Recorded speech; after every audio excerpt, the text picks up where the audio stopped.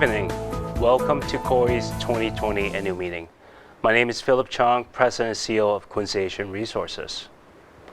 2020 has been a very difficult year for everyone. This year has been filled with many sad and unfortunate news. We know many of the families have lost their loved ones. We want you to know that our thoughts are with you, and we are here to support you. Tonight, we are going to share with you the work that we have been providing to the community during this challenging time, and also before COVID. Before we start, Mayor Thomas Koch and Corey's Board Chair Paul Shaw have a few words to share with you. Greetings from City Hall on your annual meeting at the Quincy Asian Resources. I want to thank everybody for their continued commitment to our community. Phil has done an incredible job as the CEO of that organization. Paul, the chair of the board, and all the board members, the staff, and all the volunteers come together really to create what is a great organization that has become a great community asset to our city. So I want to congratulate you on your annual meeting. Thank you for being a partner with our city in so many ways, our school system, our city, serving our immigrants as they come to acclimate themselves to this great country, this great United States. So thank you, Quincy Asian Resources. I hope you have a great virtual meeting, and look forward to getting together once again in person one of these days. God bless. Good evening, everyone. I am Paul Shaw, Chairman of Corey's Board of Directors. I'm humbled to be able to share with you some of the accomplishment Corey has achieved this year. First and foremost, I'd like to recognize Corey's Executive Committee officers that are joining us virtually. Dr. Wan Wu, Board Vice Chairman, Jean Yang, Board Treasurer, and Tim Wismer, Board Secretary. The Executive Committee also acknowledges the Corey board members in attendance tonight. Coming from various fields and sectors, our diverse Board of Directors reflects Corey's commitment to leveraging a wide array of tools and resources in order to best meet the needs of our communities. One important way Corey has been able to execute this vision has been through diversifying our finances. Through our Workforce Enterprise Initiative, Corey's been able to pursue a variety of new revenue streams, which have increased our portfolio of grants and contracts. At the same time, we have innovated our programs, events, and activities by balancing breadth with effectiveness.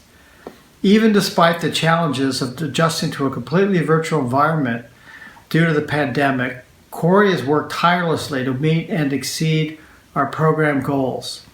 We believe the fiscal responsibility Corey has practiced these past years positions our programs and services to be a catalyst for positive change in Massachusetts and New York. The driving force of this change is none other than Philip Chong, President and CEO of Corey. Since joining the team, Philip has really helped Corey turn around its financial position, and for the third consecutive year, we have been operating at a surplus. Philip was recently featured in the USA Today article as part of their Leaders of Change series. He shared his passion for finding innovative and oftentimes unconventional methods for supporting Asian and immigrant communities.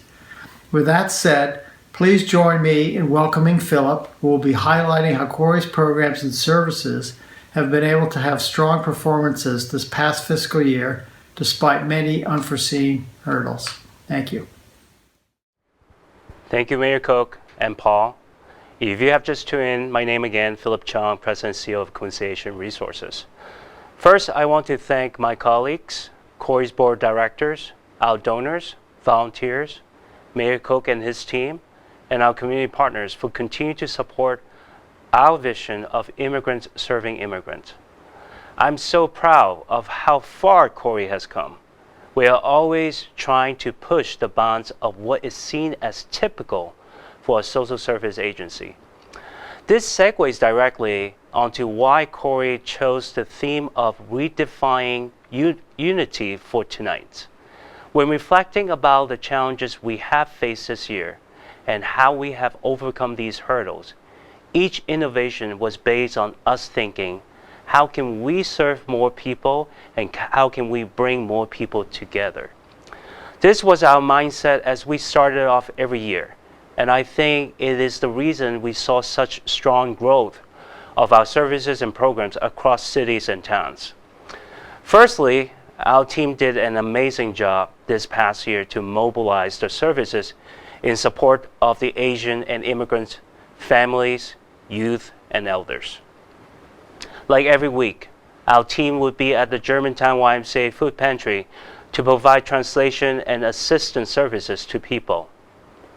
They also support elders and family members into the need for social assistance services at the various Quincy Housing Authority locations in 80 Clay Street, O'Brien Towers, and Panano Towers.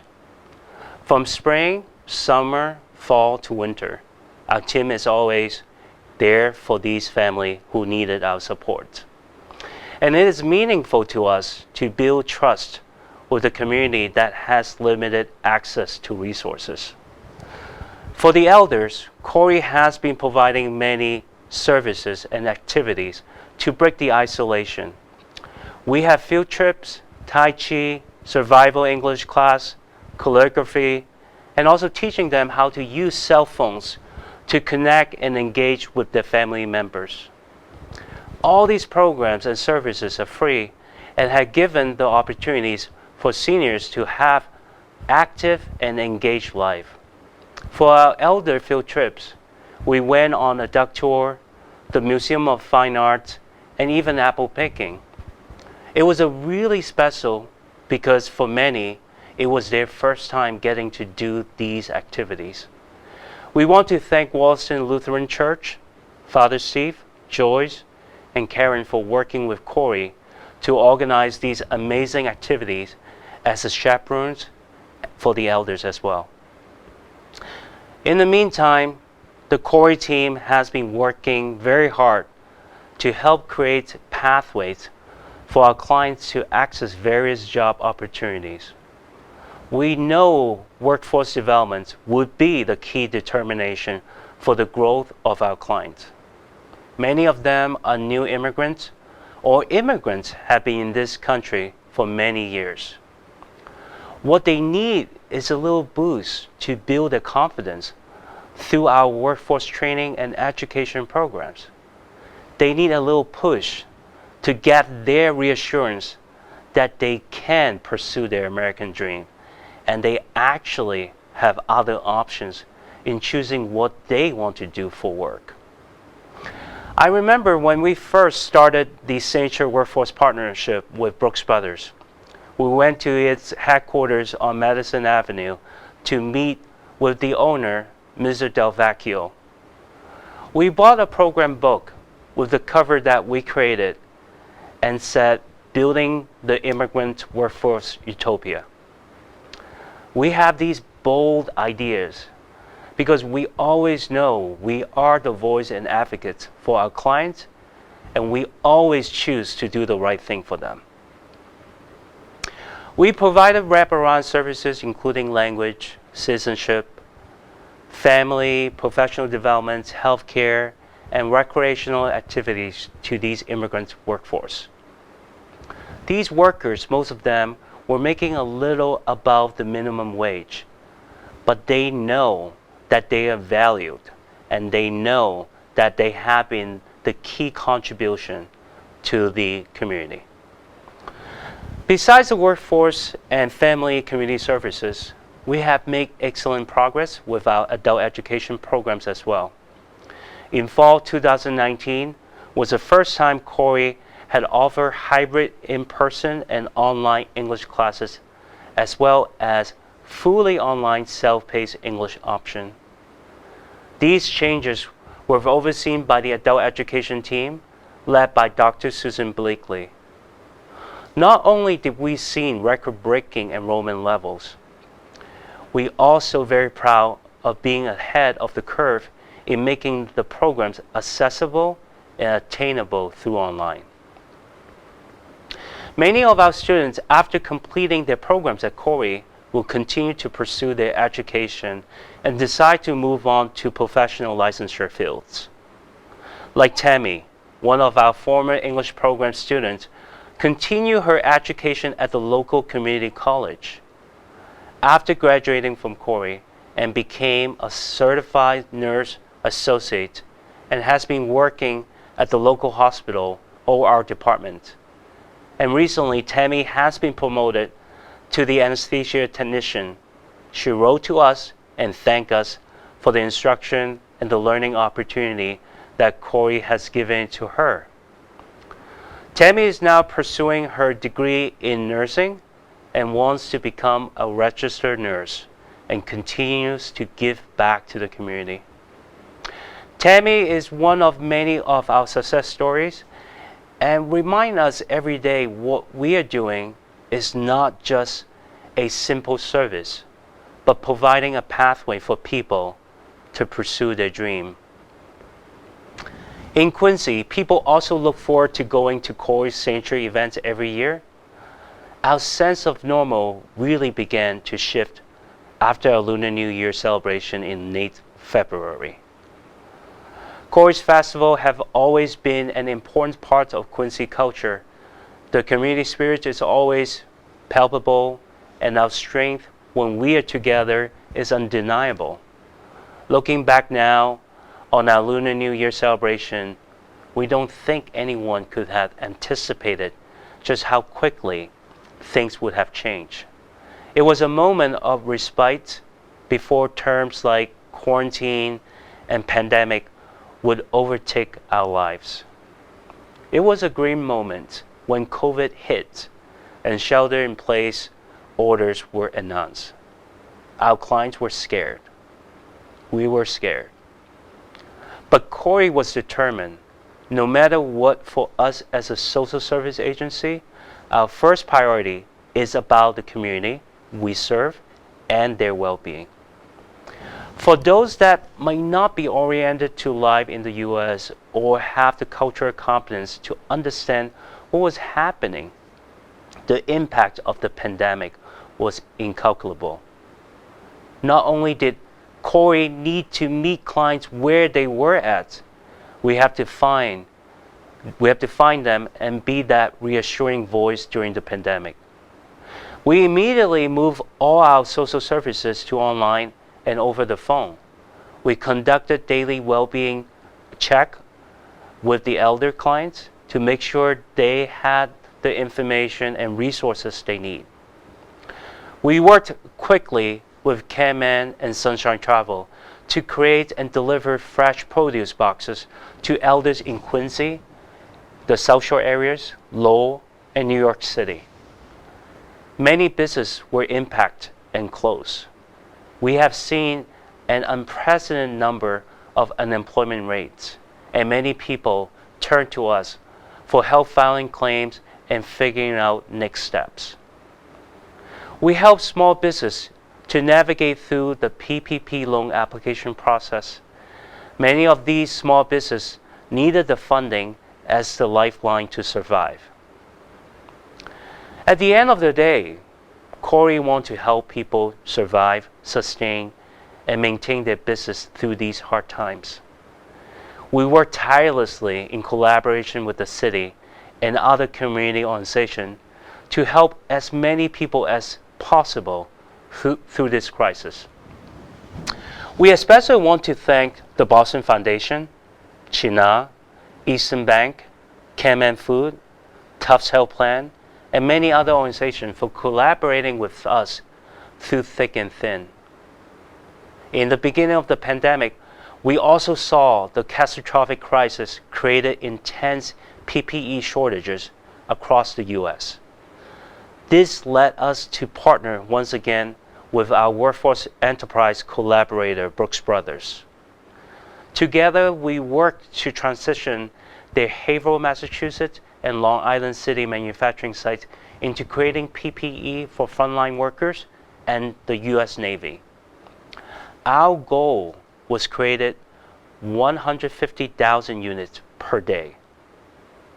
This was great progress, but unfortunately, the economic repercussions of the pandemic hit Brooks Brothers.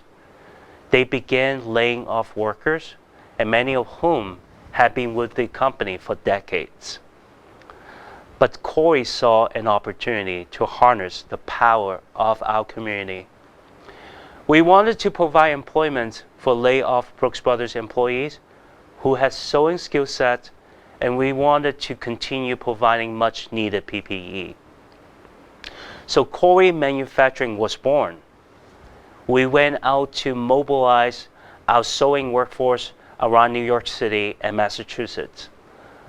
The entire process was driven by our team, from sourcing, design, production, to sales outreach and logistics. Corey Manufacturing is now producing face masks, face shields, and isolation gowns for many organizations and businesses, including the City of Quincy, 21 McDonald's, Laborie College, South Shore Bank, Tufts Health Plan, Mass General Hospital, Mannes Community Health Center, Woodward School for Girls, MIT, Charles B. Wang Community Health Center, and more. United, we have been able to save local workforces while doing our part to fight the pandemic. Another group of people being impacted majorly by the pandemic is our children and the youth. Many of them have been stuck at home since March, and many of them are enrolled to Corey's after-school programs in mentoring and leadership. Although it was a big disruption, Corey's youth development team, led by Rocky Chen, worked with the school system to ensure all students and families are being supported. In early fall, Corey assembled a multilingual team to assist with Quincy Public Schools Technology Department as they plan a virtual return after the summer. The Corey team helped contact many families and answer questions about their needs and gave them a great relief for these immigrant family members. We wanted to thank the Quincy School Committee members, Superintendent Kelvin Murphy, Heather Wosick, and all principals and teachers to support the family and students through the transitions. Also, Corey's youth support does not only limit only in Quincy. We know the values and the impact of our signature youth mentoring program, which connects high school mentors with recent immigrant middle school students, helping them build meaningful relationships and learn about healthy biculturalism. In 2019, we started our immigrant youth mentoring program at the Randolph Public Schools. I want to thank Rocky and his team, Randolph Town Council Ken Clifton, Randolph Superintendent Dr. Stovall, and Randolph High School Principal William Connor for their support and make this program possible. Corey's Youth Department's team also have putting a significant effort into creating opportunity for the immigrant youth community to stay engaged during COVID-19. One example was Corey's Anti-Asian Racism Forum, an event that created a safe community space for youths to express their concerns about the increasing anti-Asian sentiments in the U.S. Rocky and youth leaders took the initiative to organize and host a virtual section. It was a very productive conversation, and we are glad the State Rep Taki Chan, State Rep Donald Wong, Superintendent Kelvin Murphy, more from Quincy Public Schools, City Council Member Ann Mahoney, and Quincy School Committee Member Francis Toro were in attendance.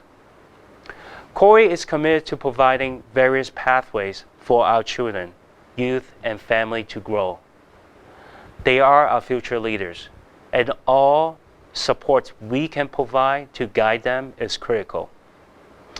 That's also why Corey has been exploring options to provide bilingual behavioral health and counseling services to the Asian and immigrant community.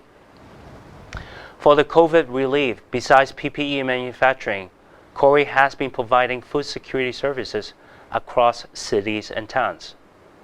Corey has recently been awarded by the City of New York to be the anchor for providing Pan-Asian meals to the elders in New York City. Now, Corey Average provides and delivers approximately 30,000 meals per week in New York.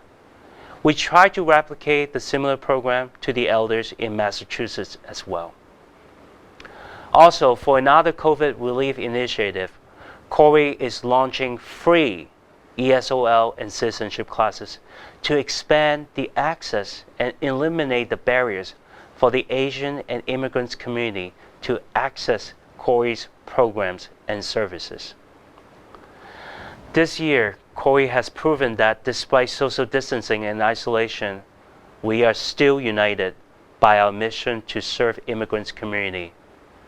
It has been a long journey from March to the present, but we hope you can see that Corey's vision take many forms in order to best reach our people. Although times are still uncertain, Corey is confident that we have the tools, the people, and the resilience that position us in a great place to continue breaking down the barriers.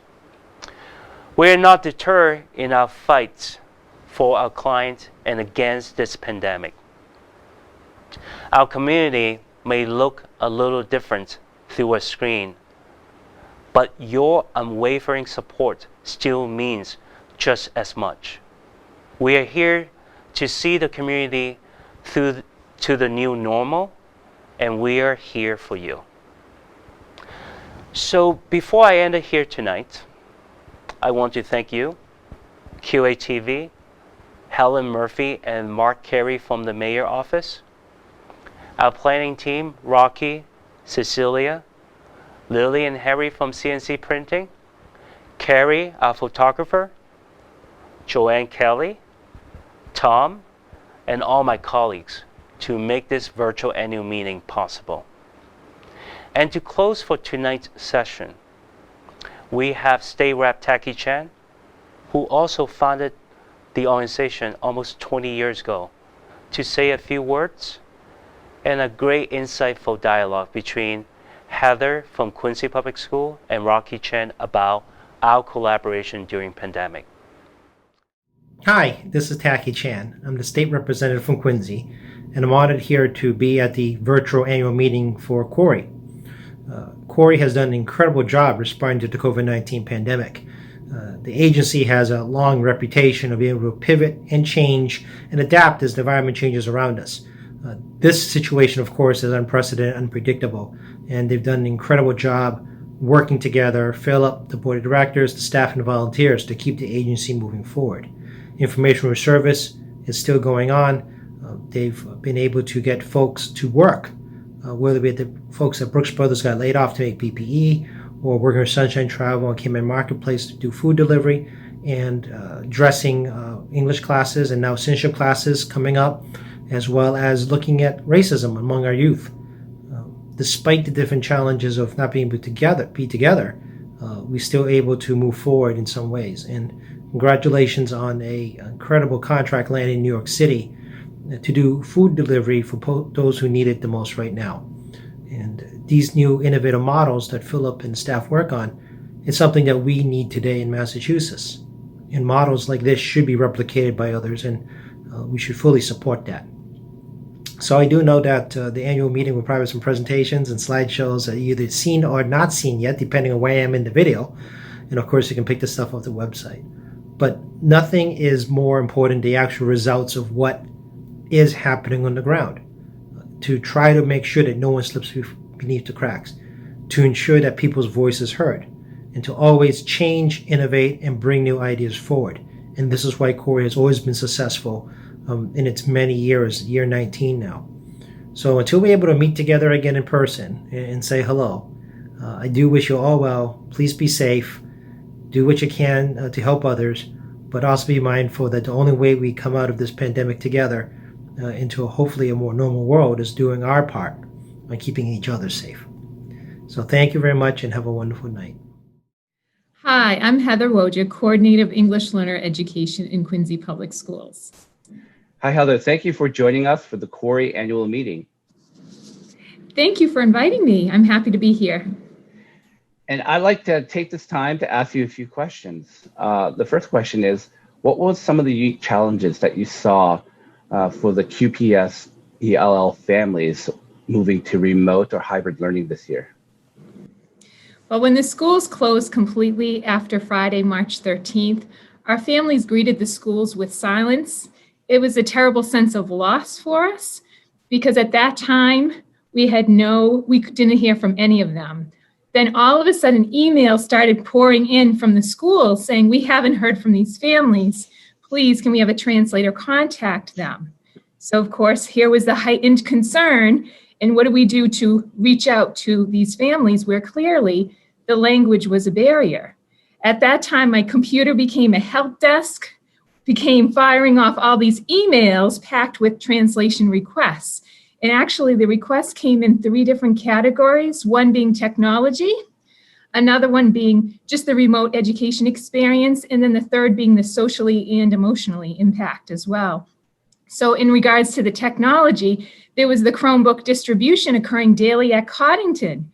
However, not many of the families were there. And again, heightened awareness going, wait, we're advertising on the website, what's going on? We actually needed translators to personally invite a lot of the families to come and borrow the Chromebook in the end. And it was great that we had Corey working with us to try to make that happen and for us to be successful to get those Chromebooks to these families. We also noticed with the remote educational experience through translators, we had to find out, do you want to be online? Do you want the remote packets? You need to try to engage the families and these students. And in the end, we had families who said, no, we can't get on, we don't want to use the computers. So trying to get them to know weekly, we had at the food distribution sites, these packets of information every week, learning packets that they could still engage their children in that they felt comfortable with at that time. And for those families who did want to use the technology, trying to make sure that they had the support because they would quickly go, I don't know how to access Google Classroom. I don't know how to access a Google Meet. So in the end, the translators became like our IT people right there at the front lines going, Heather, we need a password. Sure, here's the student's password.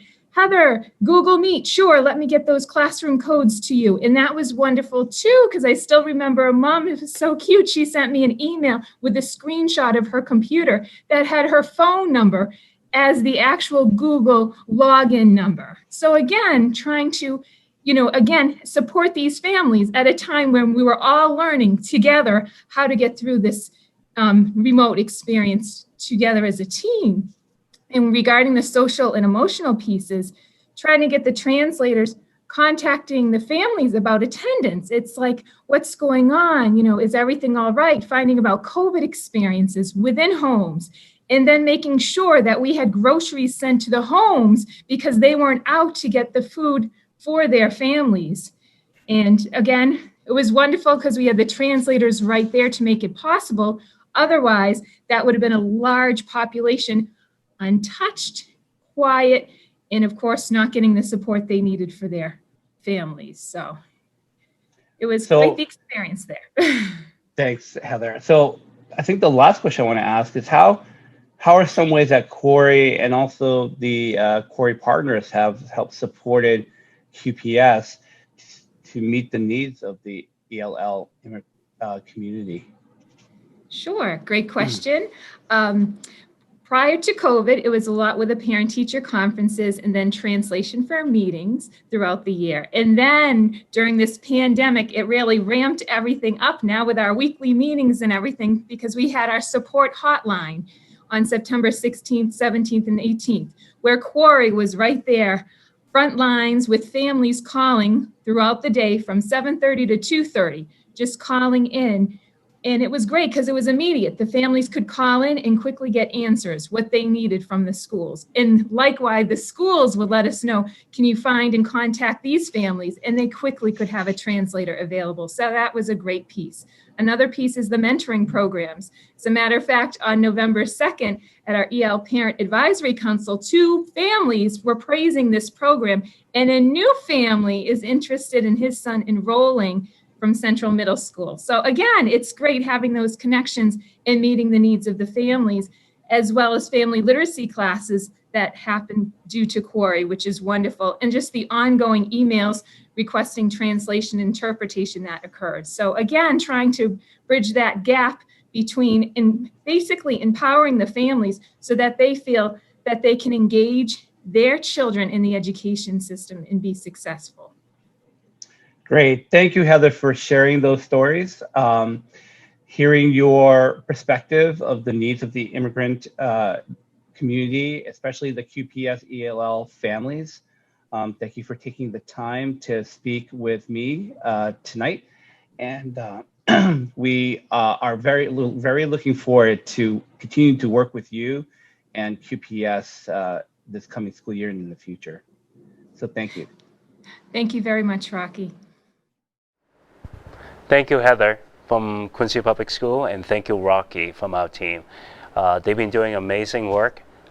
One quick thing to share is the work that the Rocky and his team and the QPS doing for the mentoring leadership programs in Quincy, getting a lot of positive feedback, and actually schools and community in New York City are looking into and working with Rocky and his team to replicate some of the programs and service we providing in the local community in New York. So those are things that we do. We bring our best practice. We pride where we're from. We call Quincy home.